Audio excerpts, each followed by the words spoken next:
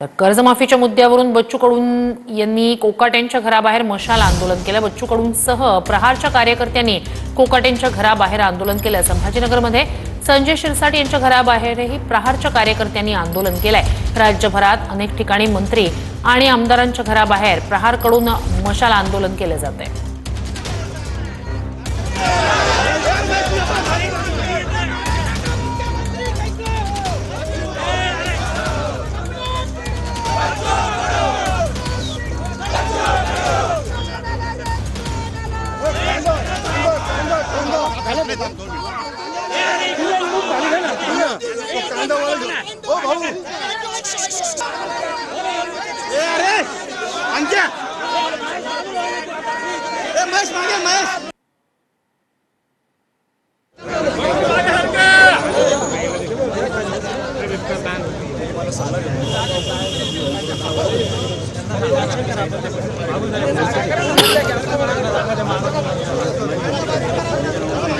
ही दृश्य आपण पाहतो आहोत।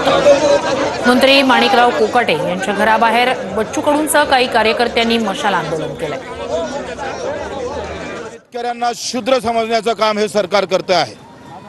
त्याला त्या पद्धतीने पाहिलं जातं ज्या पद्धतीने महात्मा फुलेंनी सांगितलं होतं का शेतकऱ्यांना तुम्ही शूद्र समजू नका, आणि मग अशा भाषेमध्ये आम्ही हे आंदोलन करतो आहे।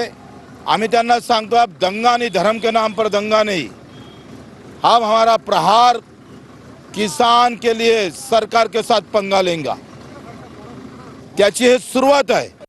ठीक आहे, तो त्यांचा अधिकार आहे।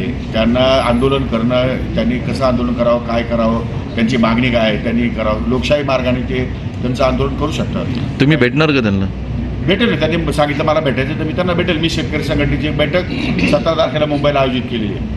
शेतकरी संघटनेच्या पदाधिकाऱ्यांचं काय म्हणणं आहे ते पण मी ऐकून घेणार आहे। बघा, कामामध्ये पारदर्शकता निर्माण करणं, लोकांमध्ये संशयाचं वातावरण जर असेल तर ते दूर करणं ही माझी जबाबदारी आहे, आणि म्हणून त्या क्षेत्रातल्या त्या लोकांशी चर्चा करायची माझी तयारी आहे।